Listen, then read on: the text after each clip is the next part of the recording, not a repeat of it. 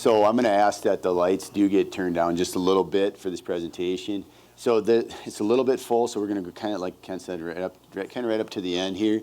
But I started doing my presentation just a little bit differently because I've given this so many times in different venues that I really wanted to just shake it up a little bit. So this is a total lie. If you stick around, you're not going to get this. But everybody says you need a hook. And this room was really hot a little earlier. So let me get, okay.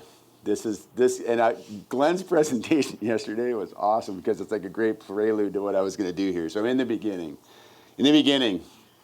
the way beginning, God created the universe. And when God created the universe, after everything got kind of ordered, he created Delano, Minnesota first, right? And that's where I grew up, on a small, pristine little Minnesota prairie forest border farm. I've started to do this because I think it is so important for a speaker, and I'm kind of coming upon this late in my career, later than I should. I think it's imperative that people know the background that you come from. The only way to give a presentation any validity is to understand the perspective I'm speaking from. So our small farm, prairie forest border area, and there was two things in this German Catholic farming community that basically led your life, right? So I have 7 siblings, and one of the things in the Bible is be fruitful and multiply, right? My parents believe that, I guess. 86 first cousins in this community for me, right? 300 and some second cousins in Delano, Minnesota. So yeah, be fruitful, multiply, till the land, improve the soil, all that in the Bible. So that was the thing. And if you did that, you were blessed with pristine happiness forever. The second guiding principle for happiness were the principles of soil health, okay? Now this goes back 30-some years. Keep the soil covered, limit disturbance, living roots, integrated livestock, diversity. And if you followed these tenets, you were weird and you were cast into eternal flames, all right? So, perspective. We often attack farming, right? For me to attack farming in the way that people think, I am very passionate about grasslands, right? But I don't look at a farmer as my enemy, especially a conventional farmer. It's about education. We all know that. But this is what the land looked like at our farm. I would love to tell you this was what it looked like 30 years ago when I was a child. This is what it looks like today. Washed out. We're talking about black soil prairie area here that is now gray clay because this hill is down in this marsh. My dad, God, I'm gonna get way off it. I have so many stories, but my dad, this is like, if you grow 25 bushel beans up here, you're doing great. But when I was a kid, this wetland was full of grebes and migrating waterfowl. We had edge, we had shorebirds, Gravel Bottom Creek. We caught about 15 different species of things that little kids like, the creepy crawlies, you know, leeches and minnows and chubs and suckers and sticklebacks and stone rollers, and there was skinks and all these things. That landscape of my childhood is gone.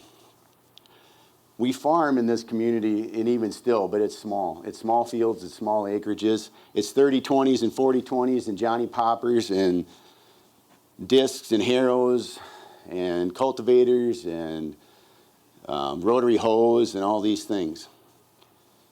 And this is the result. And I would like to tell you this is a picture from my childhood, but it's not. This is a picture from 2 years ago on one of my dad's fields.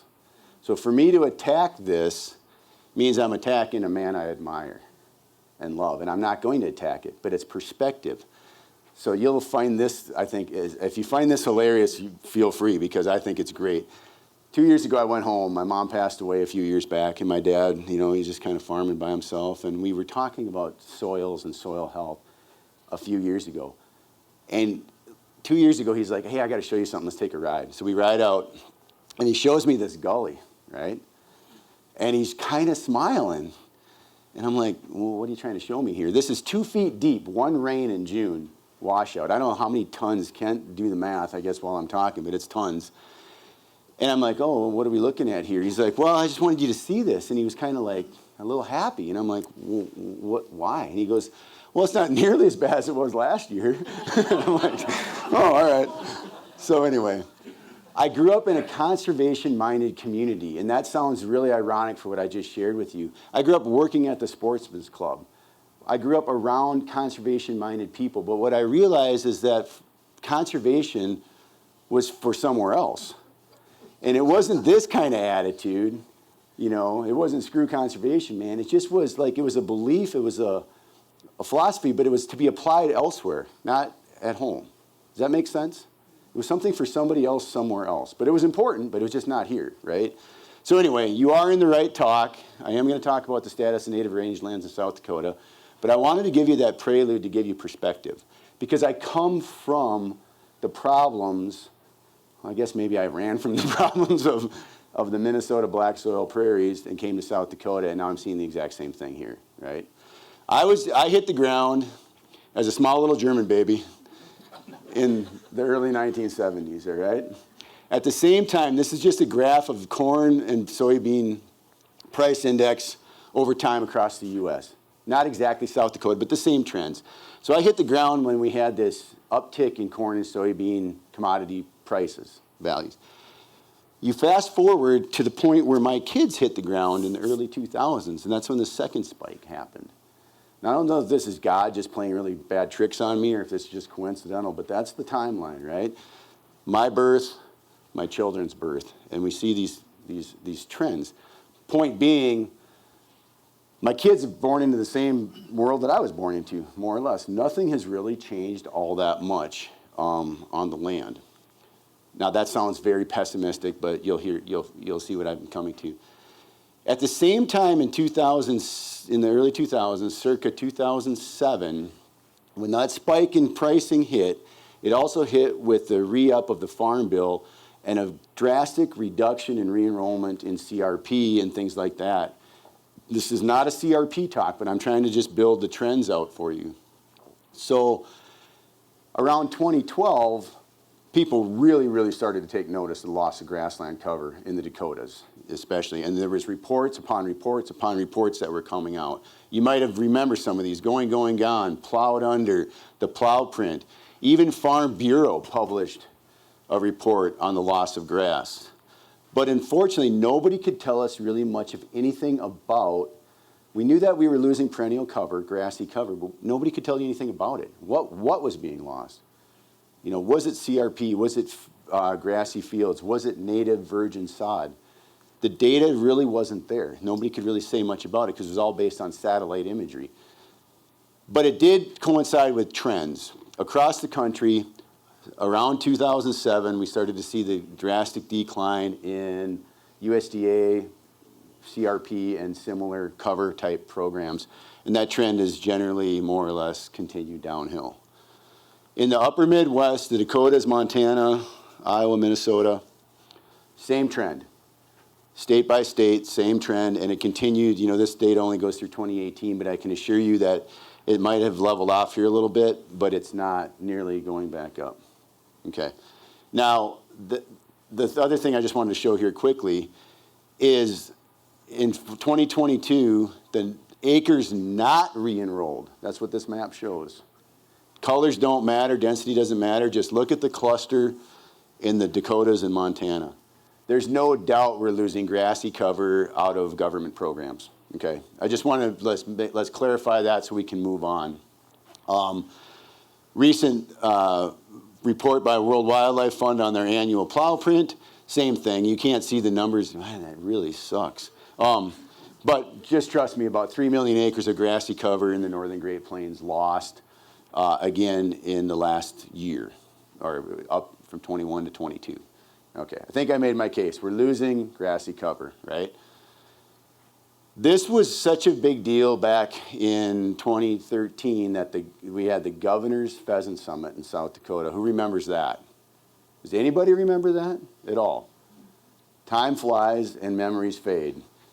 But the Governor's Working Group, we had the Governor's Summit in the heart of pheasant country, Mitchell, South Dakota. I think we were at the Corn Palace, weren't we? I don't remember. Or were we? Yeah. No, we were at the Corn Palace, I think, if I remember correctly. Anyway, What spawned that was the report and the program called Habitat Pays. Anybody remember Habitat Pays? Very few people in the room. Matt Gottlieb remembers because he still works in it.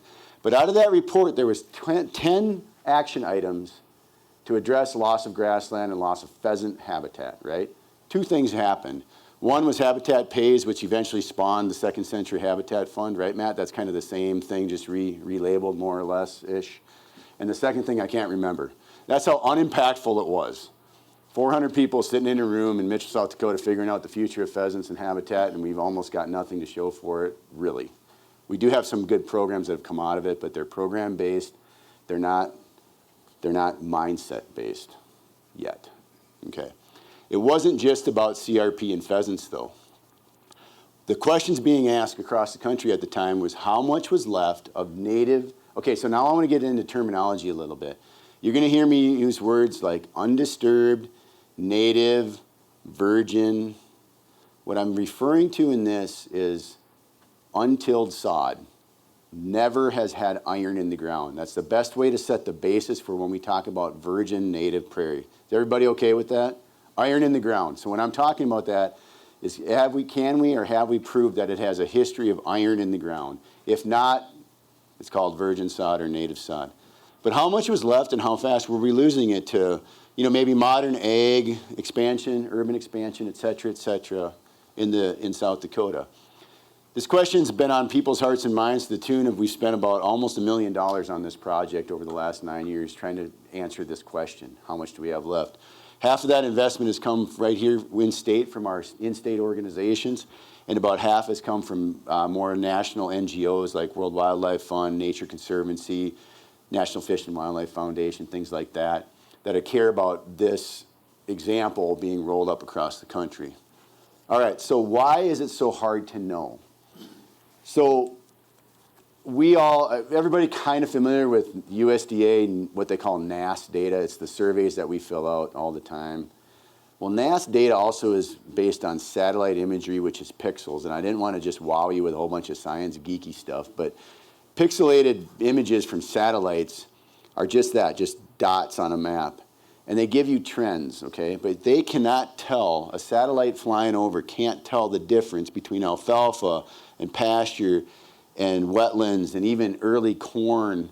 The imagery, the reflection, the signatures, you might say, washes out in a lot of different conditions, right? So these things, when they're convoluted on the landscape, start to wash each other out.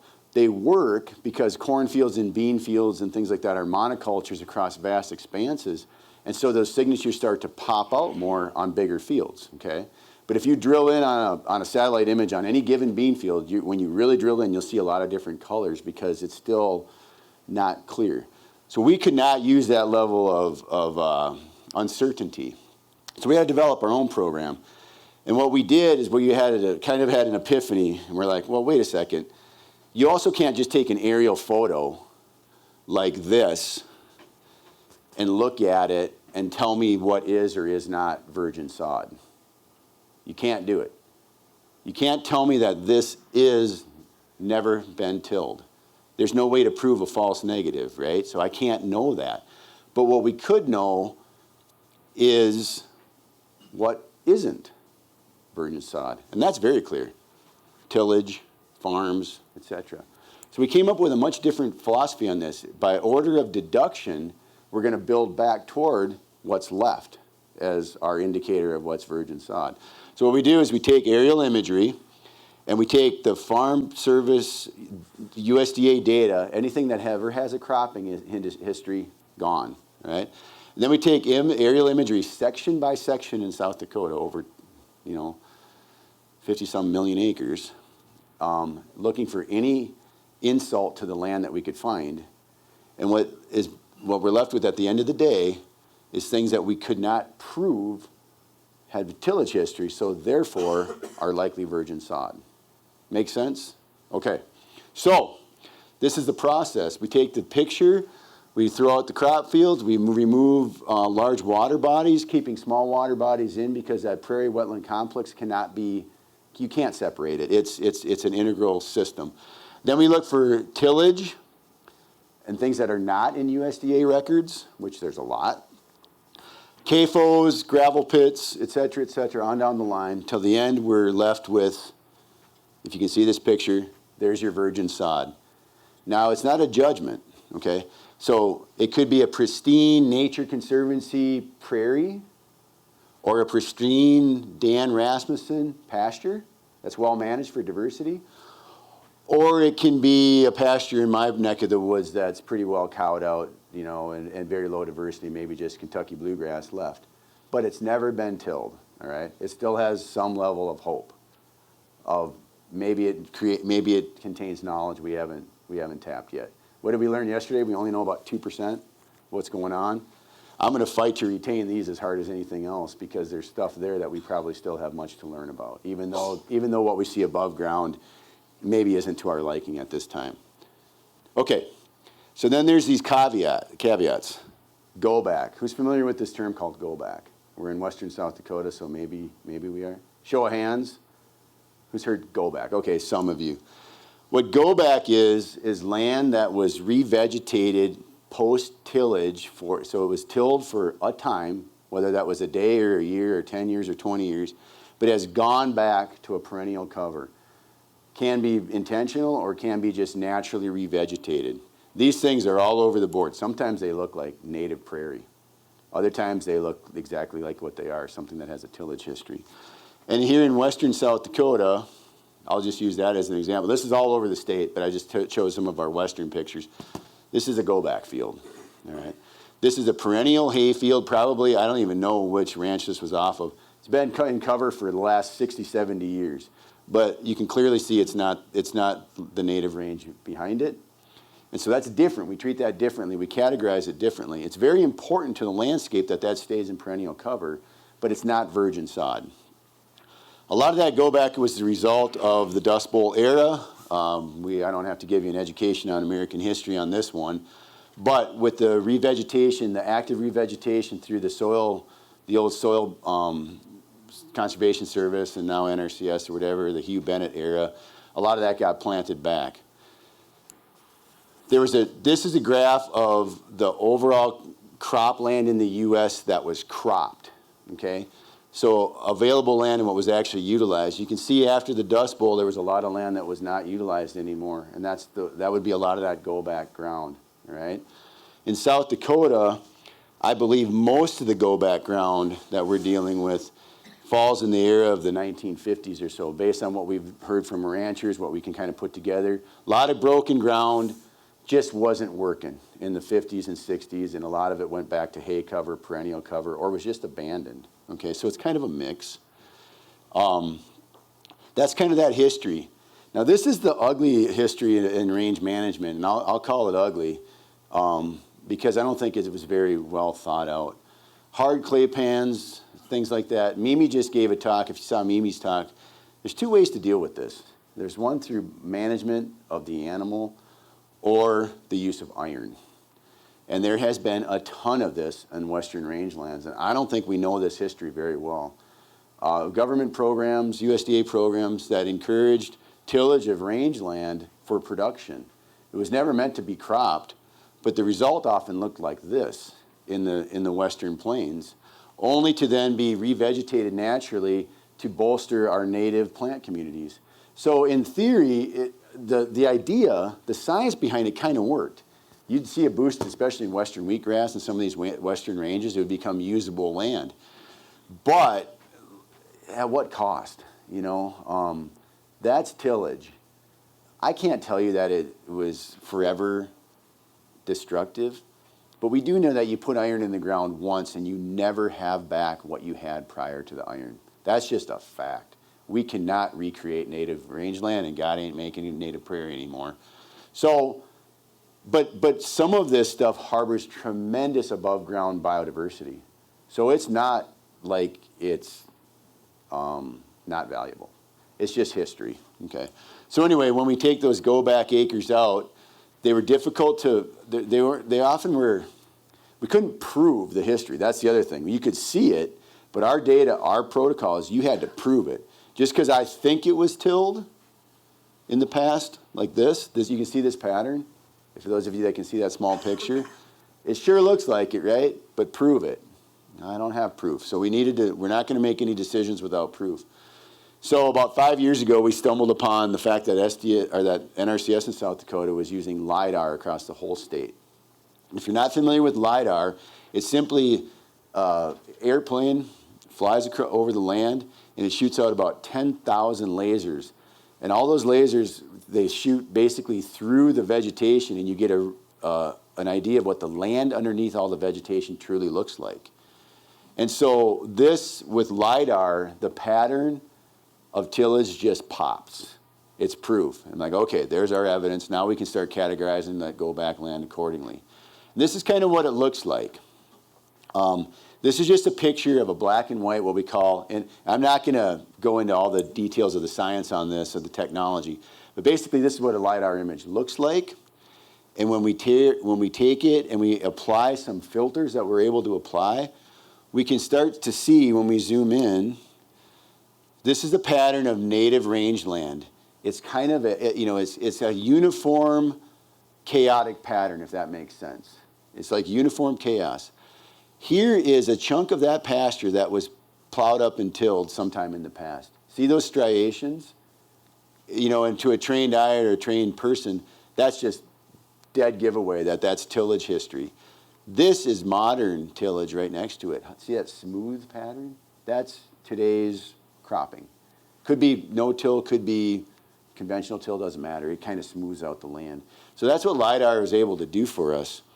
This tool has been so powerful, if I would have ever known it existed back, or we had access to it, I would have waited to start this whole project, because we spent a ton of money having students and other people staring at screens.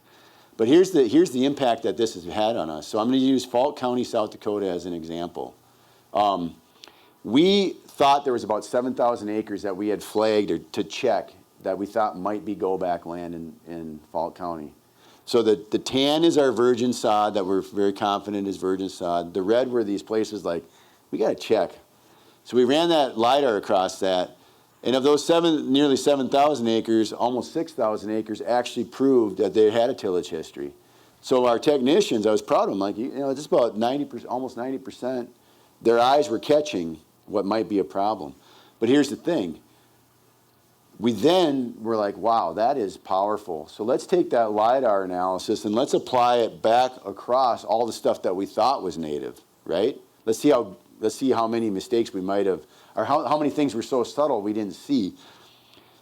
One county alone, another 30,000 acres of go-back footprint. And what that means across eastern South Dakota, I was like, holy cow, we've got to rethink this and reapply this across the entirety of eastern South Dakota. And when we did that, we thought we had about a couple 100,000 acres identified that we needed to check.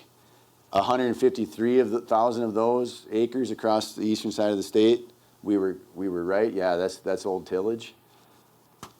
We found another almost 500,000 that we would have missed without the LiDAR. So, okay, so ultimately, what am I trying to share with you today? This is where we're at with our native rangeland in South Dakota.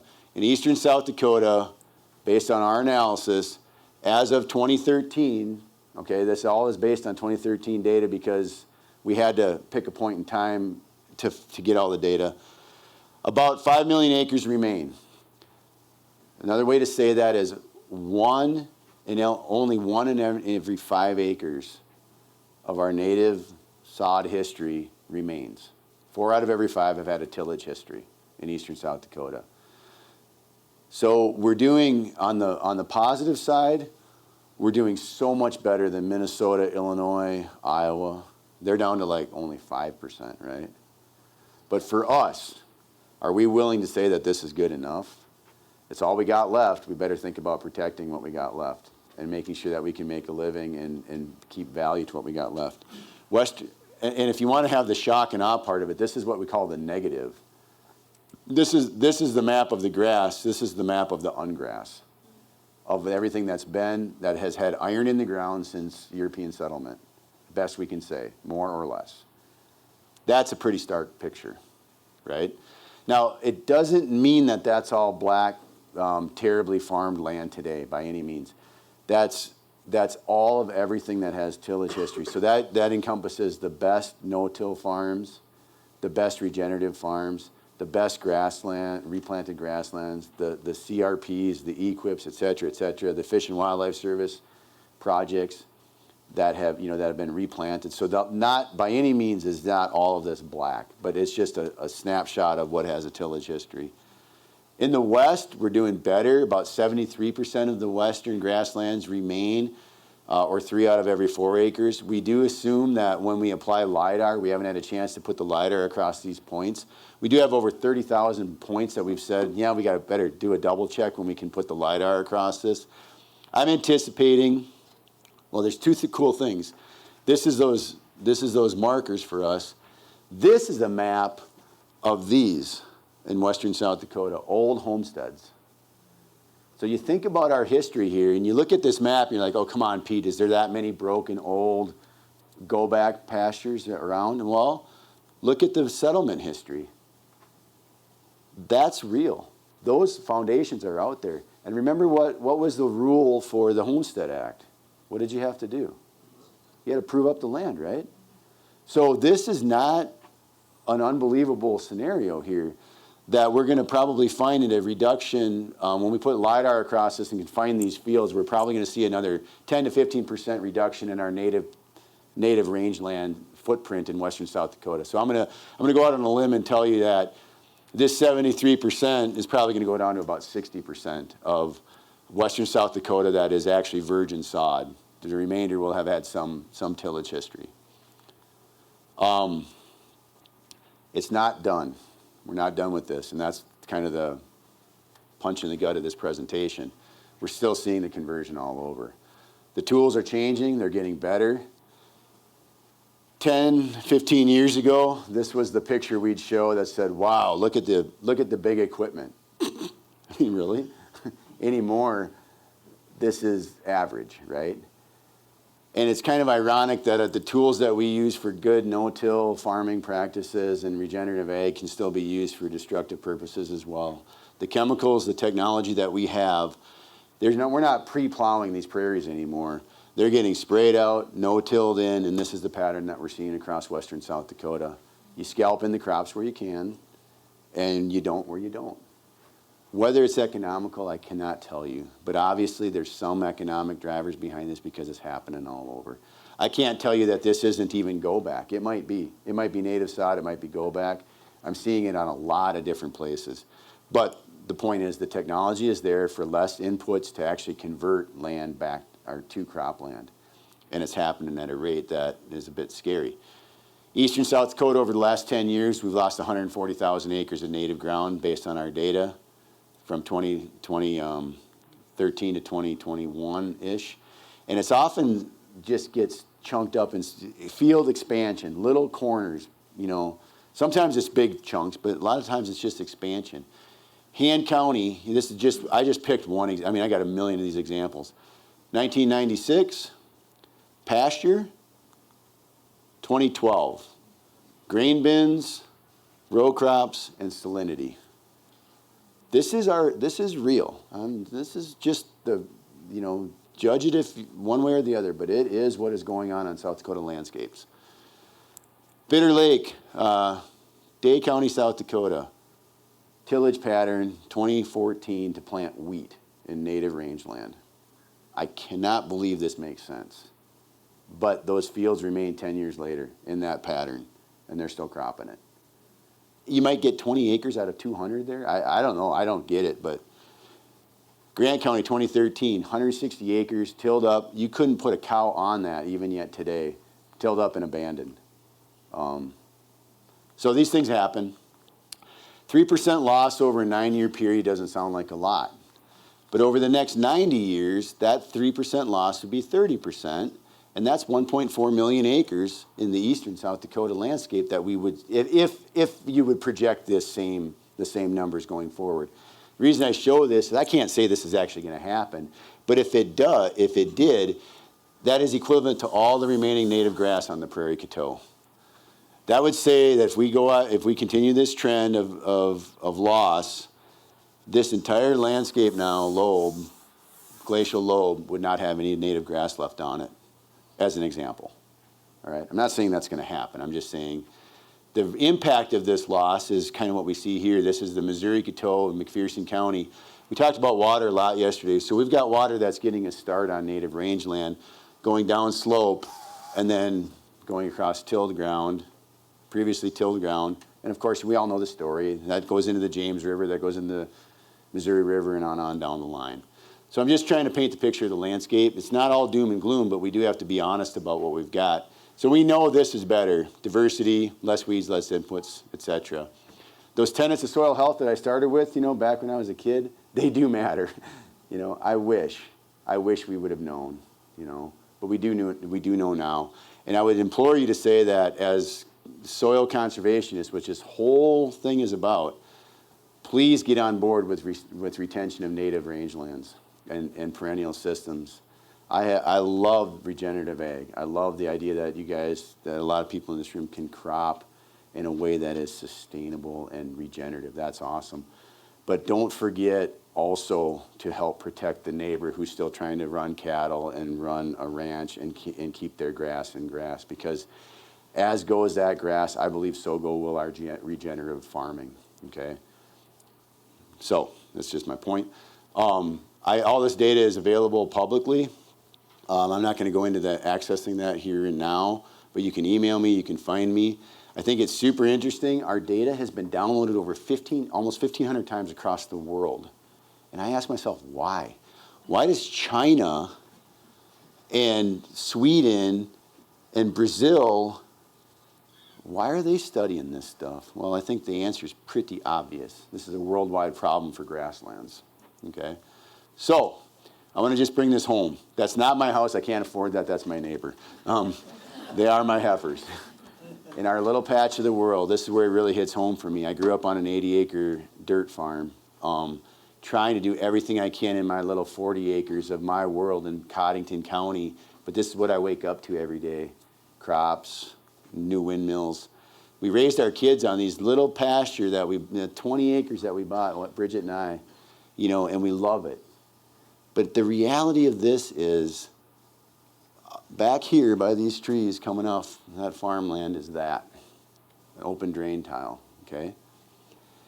The reason I showed this picture is I took this a day after Christmas, after we got that 2-inch rain. And so December in Cottington County, 2-inch rain, and the tiles are flowing. And that's coming right across my place. And it's just a broken system. And I want to end with this. So I showed you that farm that I grew up on. I openly pick on the hefty boys. I just do. It's just fun.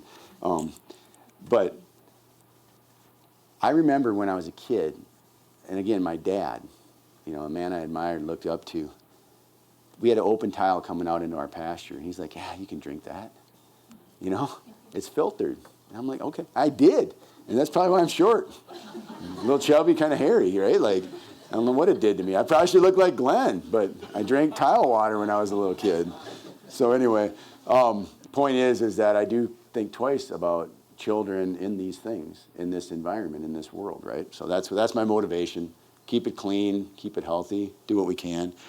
Now, I know I'm probably right there on time, right? Yeah. Stick with me for a minute and a half. I want to invite you to something that I think is going to be pretty powerful for all of us. And if you do one thing in 2024, please consider doing this, because it's going to be free. And the South Dakota Grassland Initiative is an exciting new initiative instituted by the South Dakota Grassland Coalition and several partners to elevate the awareness of grasslands in South Dakota. South Dakota is blessed with being one of the last remaining states with a very healthy grassland component, but if we're not careful, we stand to lose the heritage that we have. So the Grassland Initiative is not an organization, it's just that. It's an initiative of organizations, of individuals, of partners to come together and assess where we are with the status of grasslands in South Dakota and where we want to go. It's really a call to determining what we want our heritage to look like. The initiative includes everyone, and it's an open invitation for anyone, commodity groups, agriculturists, grazing specialists, wildlife interests, or just the interested citizen that may be an urban citizen in Sioux Falls or Rapid City or any of our smaller towns that care about their water quality, their air quality, the future of even things like carbon. So the initiative is wide open right now, and we invite you to join us on March 18th and 19th, 2024 in Chamberlain, South Dakota, to be part of the kickoff to the initiative, which we're calling the Grasslands Summit.